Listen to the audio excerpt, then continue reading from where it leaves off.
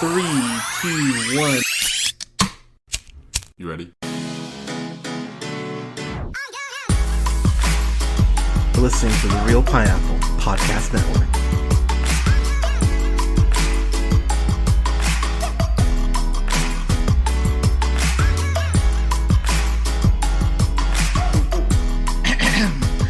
Good evening, everybody. Thank you so much for listening. This is the Real Pineapple. This is your humble host Hunter here, who is way too high to be hosting this podcast, but it's a journey we'll be on together. But I believe in honesty. But thank you so much for coming back for another review for our Halloween Real Spooky series. I've got two guests here who have been helping me review the Twilight films, which God bless them, not all heroes wear capes. I've got Canda's favorite son. I've got Bradley. Bradley, how you doing, sir? Good, thank you. Hello. Say hello to the internets. But and then I've got from the Afternoon Tune, one of my favorite people, and one of the few people when they actually say their point of view on film, I don't immediately jump all over him. I've got Nick. Nick, how you doing? I mean, well, you jump all over me in other ways, and I really have to report to the Real Pineapple's HR about it sometimes. Well, stop posting model pics. It's not my fault.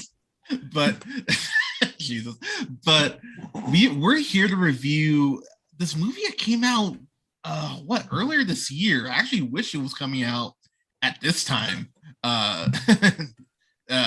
This time of the year, but actually came out earlier this year. We're reviewing Werewolves Within, which I had no fucking idea was based on a video game, which is yes. Weird. Nothing about the marketing of this movie it indicates that it is based on any kind of video game. If you really look at the trailer, it looks more like they're going for something like Clue or something like Knives Out. Yeah, like it's a VR game, right? One that you play with people all around the world. Bleh. And it looks fine. The video game looks fine. I'm not going to knock the video game, but it's hard to accept that, this is the greatest movie ever based on a video game. Because, I don't know. The bar is really low. Yeah, so low. I mean, you're not wrong. It's one of those things. It's really weird because, watching this, I'm like, this shouldn't be there's no reason for this to be based on a video game. I think at the end of the day is probably the biggest, I don't even want to say issue, but kind of issue I have. But it's so Clue meets almost Shaun of the Dead, because a lot of the camera cuts feel very Edgar Wright-ish as far as transitions. I couldn't stop thinking about or Hot Fuzz. That's what I was thinking of. Pardon me. But in my mind, this is kind of like a director, Josh Rubin. He did another film previous to this called Scare Me, which starred Aya Cash. And that was very much a movie about just two people trapped in a cabin telling each other scary stories. But I think his bigger claim to fame is he was around during the early days of College Humor. Yes. And he would do those, this is you. And these are the X amount of people that you'll meet in college. Yeah, I actually had to look him up, and I remember going, "Oh yeah, I remember those sketches. Those were fun." And yeah, early College Humor is golden, I think.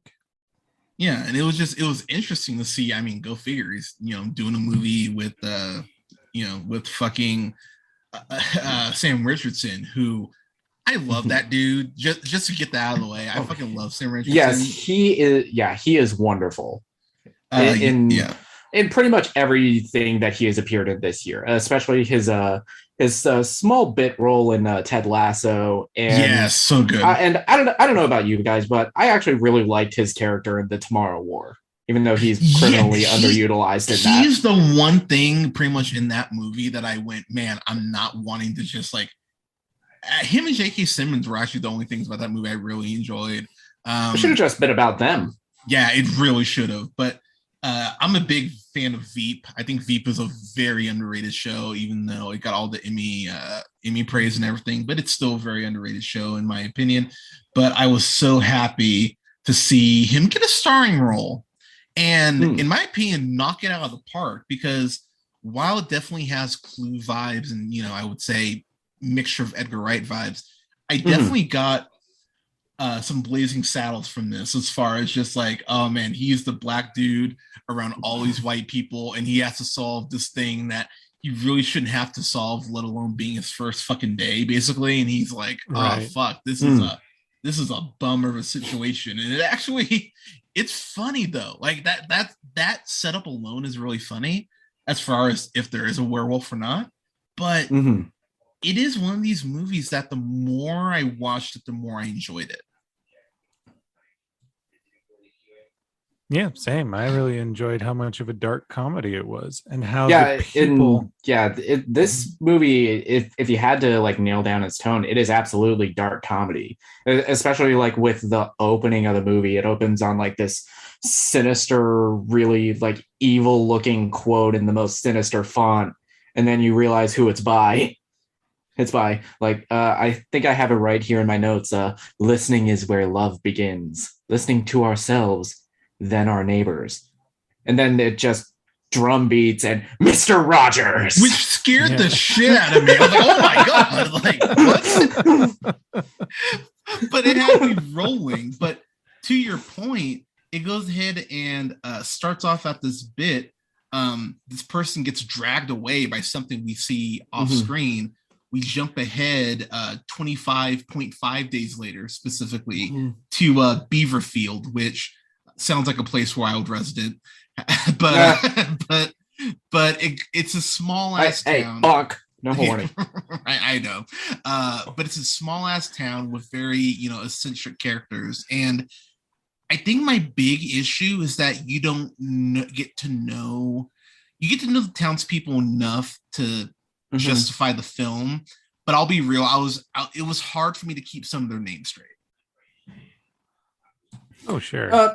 Me too. It was hard to keep character names straight, but I think the actors, they all do such a great job of making these people so eccentric and so much larger than life that even if you don't get the names of the characters, you still this is this person, this is that person. I don't disagree. It was just something I was like, I wish I had, I wish I was able to keep them straight a little more. But long story short, he goes ahead and shows up at this town. He's on a break from his girlfriend. I think her name was Charlotte, I want to say. Doesn't really matter. But Finn goes ahead, comes in this town, goes ahead and befriends Cecily Moore, who's played by I'm gonna butcher this, but Melania Van Traub. Milana Vaintrub, I think is how you pronounce her name. Thank you. And you all know her as the AT&T girl. Yeah. And, or what we would have gotten Squirrel Girl if not for that dickhead Ike Perlmutter.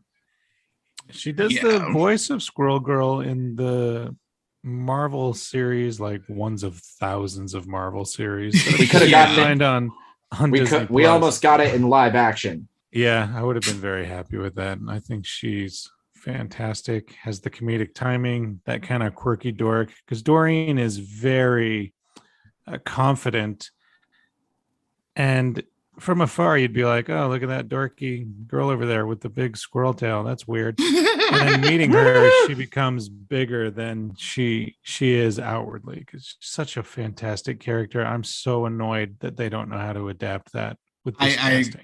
I agree with you 1,000%. If they can get a talking raccoon to get over, they can get Squirrel Girl over. Right? Exactly. It shouldn't be that hard. And also they made us give a shit about a talking raccoon and a tree. Yeah, I mean, and I will say, whenever I think of nuts, she does immediately come to mind. But that's neither. Hey, bonk, no horny. But her comedic timing in this, her and Finn's friendship. I mean, spoilers, because we have to get in spoilers.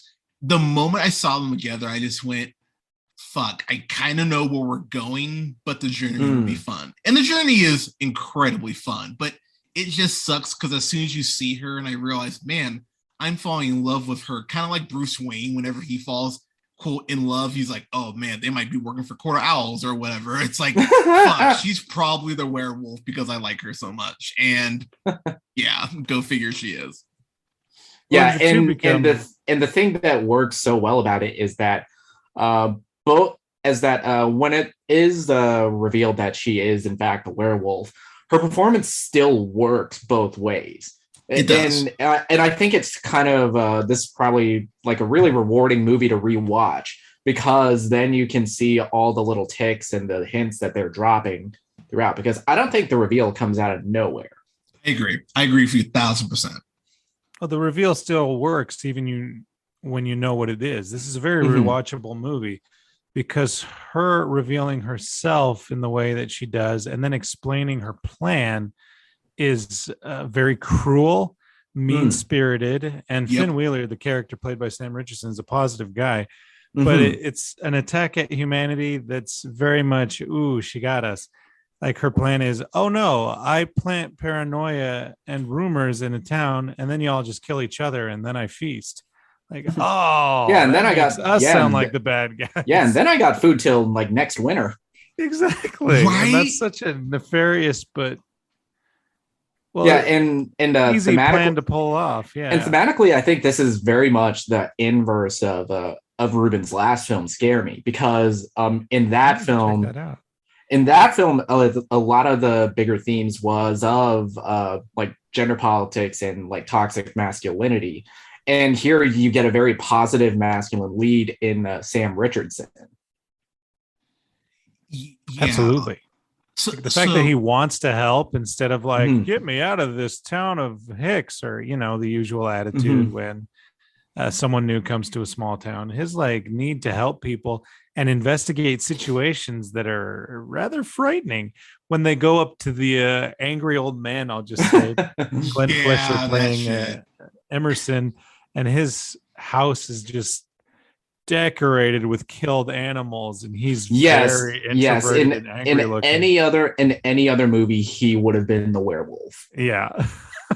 you're not wrong. Like it, and that's where part of the charm for me does come in, because we get these very weird quirky interactions. They have this gay couple that I would smoke a joint with them. Who are played wonderfully by Kyan Jackson, who you've all seen on American Horror Story or any other Ryan Murphy show, and Harvey Guillen, who you all know as Guillermo from What We Do in the Shadows.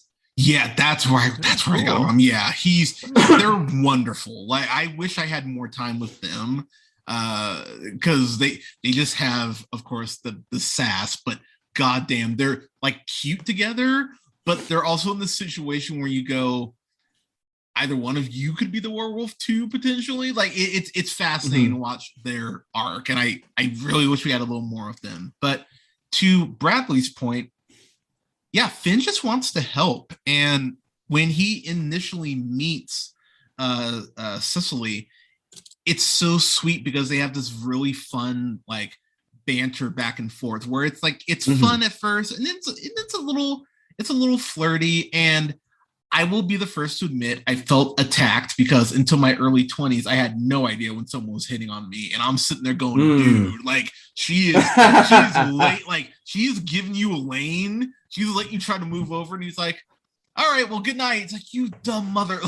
she's like the second that like Ace of Base comes on, which is probably my favorite use of this song in a movie ever. So good. It's like she's putting an air traffic controller. It's like, hey, come, yep, this way. Yeah, it's kind of nuts how it's kind of nuts. But that interaction reads so different once you know the twist, though. True. Yeah. True. And when you do get there, to your point, it does feel earned. I love the fact that Mr. Parker is such a piece of shit, and it's just one of those like classic, you know, mustache twirling, I want to go and get the land and build a pipeline, see? And yet, as you know, cliche as it is, when he starts getting to, you know, old scary dad, I'm gonna start shooting people. It's like, okay, it's like, yes, this feels accurate. Like someone with this much power would do this. Like, I feel like millionaires do that all the time. Like, you know, they talk about in game night how they have, you know, like, millionaire fight club. Fight club. Like, I remember when people were like, "Oh man, there's no way millionaires would do that." It's like, really? Like, I feel like it's a very easy jump to make. Dude, that's a great joke. Dude, Squid Game is still like #1 on Netflix. Of course, fucking rich people are doing that shit. Right? Like, could you imagine if Leo's whole thing from Django was based on real life and we just don't know it yet? Like he has. I mean, come on, they didn't teach us shit about slavery in school. They probably were just like hiding all that like fighting and shit. Right, like Leo has, like, you know, like, I don't know, like Eddie Winslow. Well, even Succession and, like, episode 1, spoilers for season 1, episode 1. About 40 minutes in, the dad's like, "I'm bored," and he bets on poor people doing simple tasks just because he's bored, and that's a heartbreaking scene, by the way. What the fuck? That's like, horrifying. hey, if you're gonna hit a pitch, hey, little kid, if you can hit a pitch from, I think his son, I'll give you $100,000 or something, and the parents are just watching, like, oh my god. Parents are just watching, just, who the fuck are you? Yeah. But I think the thing for me with this movie, that it's my favorite thing. It might be one of my favorite scripts all year, because the amount of jokes that are in this, it feels, again, and I keep making this comparison intentionally, it feels very Edgar Wright-ish, because it's just like rapid fire, just boom, boom, boom, boom. Cicely makes this comment to Finn where Finn talks about, I think, having his heart broken or something like that. She goes, you know, like, do you want to show me on the soap bottle angel, like, where you got touched? I was like, wait, what? And I ended up having to rewind it because I was laughing so hard. I was like, oh, that was a quick little like little thing there. I appreciate that. And it's kind of amazing how many comments there are like that, especially once they get to the hotel and we have all of our players very similar to Clue, kind of all in that one space. They have the one doctor in here, Dr. I can't think of it, Dr. Ellis, that's it. And there's this point where they're talking about the potential of there being a werewolf, and she pops up behind someone really slow, like she's like a creaking door, and that it's such a great sight gag. I was like, whoa, shit. And even everyone in the frame is like, what the fuck, doctor? And it's like, there's so many moments like that where you go, oh, I didn't expect that in any way, shape, or form. And you actually give me a lot more than I thought you would. Plus this budget couldn't have been high. Like, it feels like a small movie, and I'm not mean that as a knock, but like, they definitely maximize their sources, like given their budget. Oh, sure. The production design and lighting is very spooky, scary. Not like a lot of more indie horror where it's like, let's do our best. I got a camera. Believe me, and my wife decided The Gallows is the worst low-budget horror movie film looking that we've seen in a long time. I mean, you don't even have to qualify that with like low budget. Right. I mean, you're not wrong. That's fair. It's like God CW. Where are you at on your show?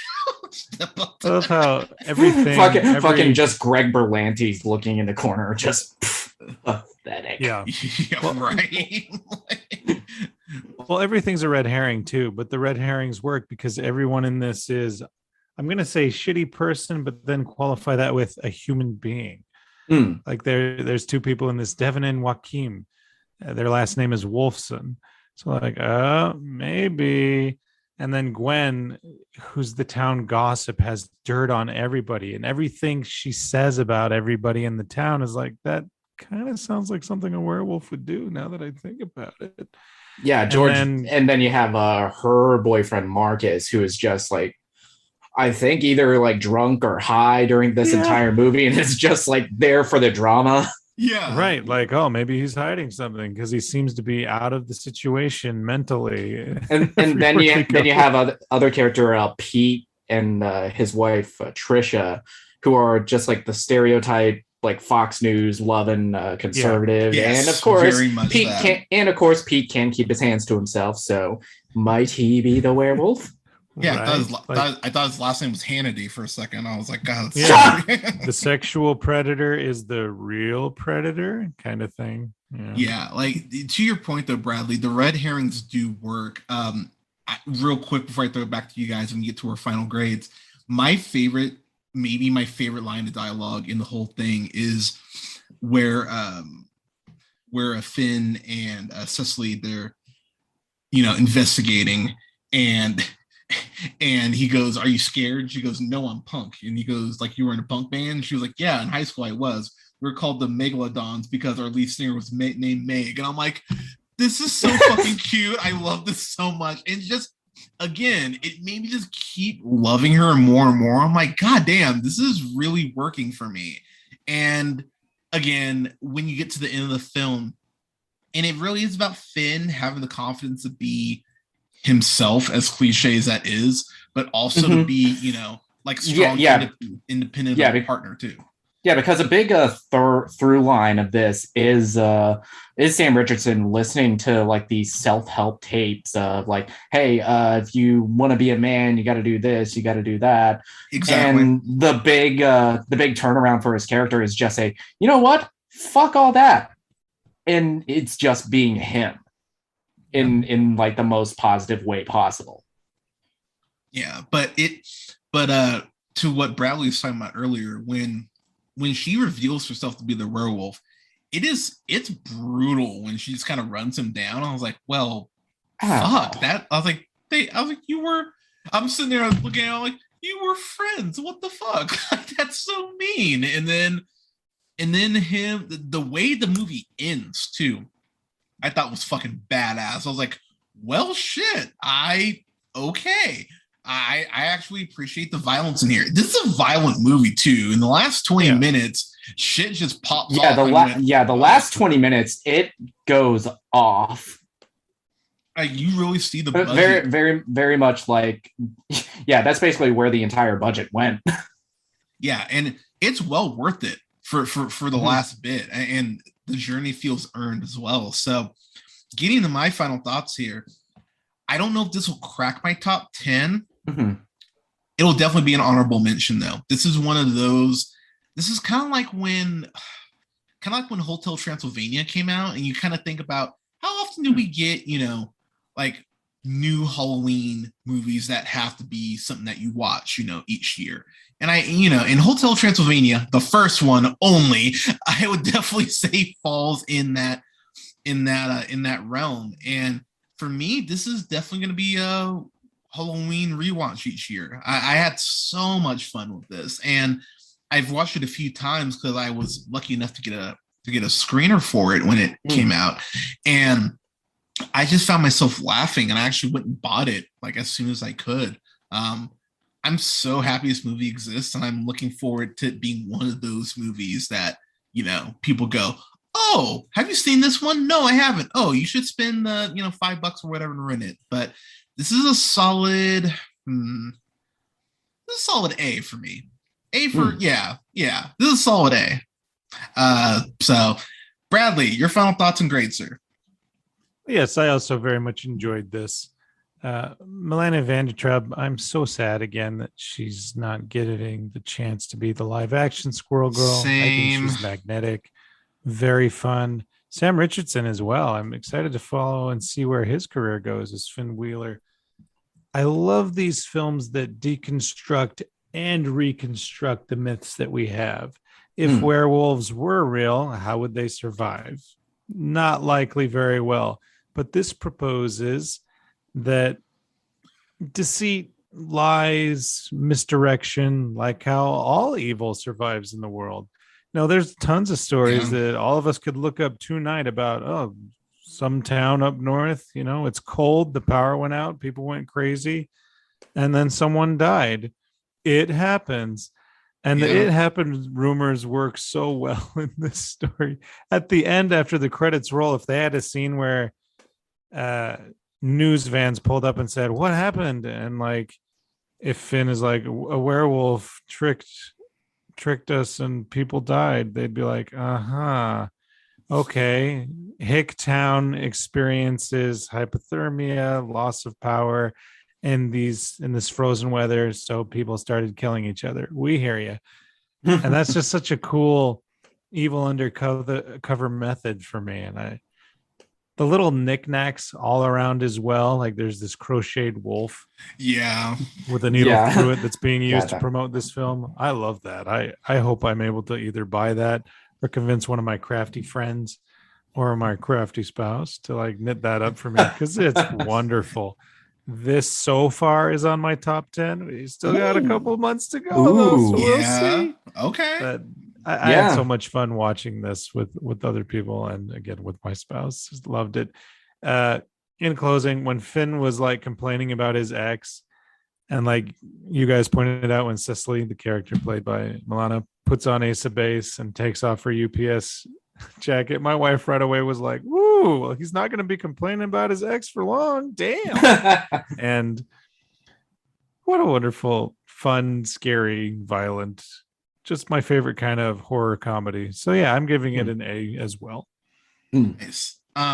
Before I get to Nick and your final thoughts, the writer Mishna Wolf, who really this is her first movie that she's written, and that's crazy, and brava, because goddamn, like, you know, knocked it out of the park. But the whole time as I'm watching it, and I'd love to ask her this, it felt like it felt like the monsters would do on Maple Street had a really profound effect on her, because that's what this really is, but it just happens to be a werewolf instead of just paranoia. And I love the way that this feels Twilight Zone-ish. And when you, to your point again, Bradley, when she lays out the explanation, you go, fuck, they did kind of do this themselves, didn't they? Like, the werewolf is kind of happened to be there, but when she lays out how she kind of scoped out the town, it's like, yeah, humanity would do this shit. Actually, humanity does do this shit. Like, we're kind of doing it now, actually, with the vaccines and everything. Like, oh, fuck. Like, oh, that's so unfortunately correct. And yeah, it hits a little harder because of that. But yeah, awesome that you're giving it an A. Nick, your final thoughts and grades, sir. Yeah, this movie, I fucking adore this movie.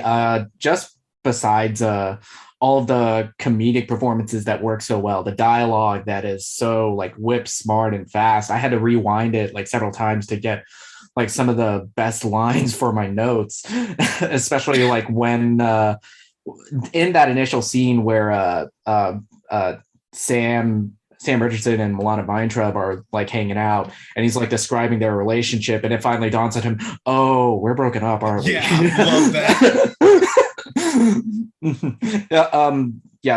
The performances I think are all fantastic, especially just how much legwork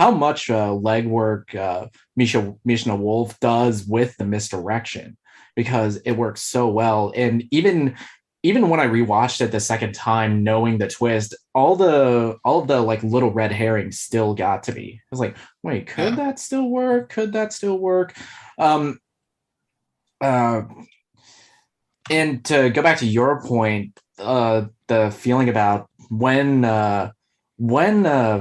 Cecily's character lays it all out about how she was doing this, about the misdirection, it reads so well and hits so hard, especially given the last year we've had with the pandemic and how just vitriolic all the dialogue about like masks and fucking vaccines are. This movie is fucking wonderful. And outside of a few blind spots that I still have with my lists, this will most likely end up in my top 10 this year. I give it an A as well. An A or 9 out of 10 potential phone calls Josh Rubin's gonna get from Kevin Feige. Yeah, oh, you know that DC or Marvel calls coming too, man. Like they'll yeah. Like that's the funny, and we've talked about this off mic, but Bradley has been a big component of. It's amazing how these indie, actors and actresses come up and they do something like like Lady Bird, or because Ronan, her time's around the corner. She will be cast as someone in the next 5 years. Like it's all but a fucking guarantee. It's just a matter of which, if she goes with DC or she goes with Marvel. But it's crazy how these young actors and actresses come up, and then it's like, oh, they did the indie movie. All right, well, let's get them in the franchise. Like, you can't ride that indie cred forever. Yeah, John Watts, he did Cop Car, and now he's like the guy who's running Phase 4 of Marvel. Yeah, and God, Cop Car is a fucking great movie too. Man, I love that movie. Actually, I don't own that. I should own Cop Car. Fucking find that right now. But everyone, Werewolves Within, seriously, watch it, support it, because I don't know if you could do a sequel to it, but you could probably carry on the adventures of Finn. Like I'd watch that. I'd watch another movie with Finn. It's just It's just like what Brian Johnson's doing with Knives Out. You just get like this Finn doing another fucking supernatural mystery. Yeah, I love it. That's a great idea. Yeah, like it's Knives Out but dipped in chocolate. Like, you know, Wow, that donut hole line hits so different now. It's a donut hole in a donut hole.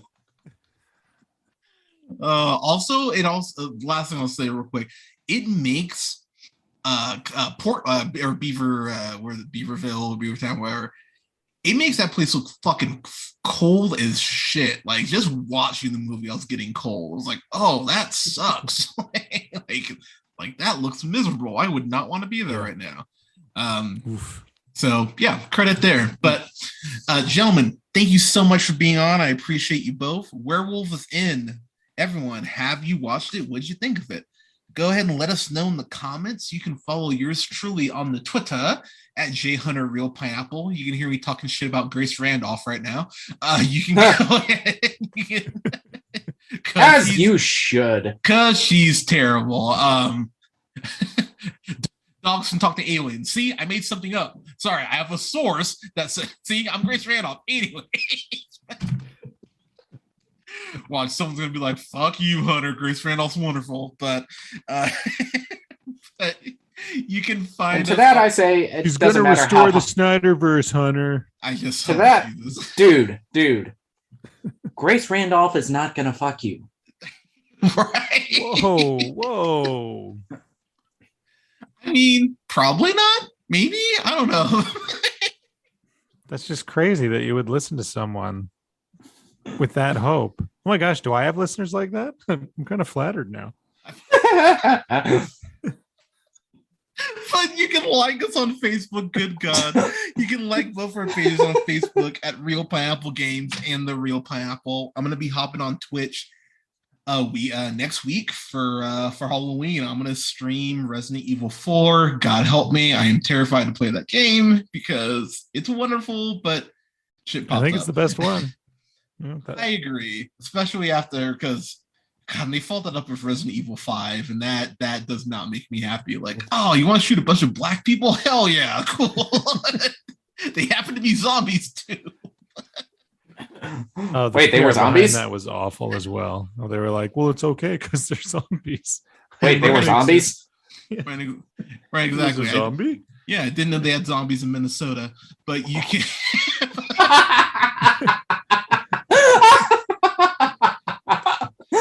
I'll hear about that. You can find me on Twitch at twitch.tv/JHunterRealPineapple, and you can listen to us, subscribe wherever you listen to podcasts. We will have reviews up here for Dune this weekend. I have never seen Dune. I'm really curious to see it and to see if it's good or not. We'll see. But I'm gonna be watching reviewing that this weekend, as well as Halloween Kills. Finally get that out for y'all, as well as a review for Scream and Jennifer's Body, along with a few other things as we get closer to Halloween. But everyone, please stay safe out there. Take care of each other. Wear your mask. Get your COVID shot. Afternoon Tune, by the way. Nick, tell everyone where they can find you. All right, you can follow the show on YouTube, youtube.com/The Afternoon Tune, on Twitter and Instagram at The Afternoon Tune. You can watch our stream live every Friday and Saturday around 8 p.m. Central Standard Time, twitch.tv/Afternoon Tune. And Bradley, where can the people find you? I contribute to oneofus.net, mostly on the Screener Squad reviews. And I'm also on Twitter at Bradley of Martin. There's no E in Bradley. And that's also my Letterboxd handle, which I'm on Letterboxd now.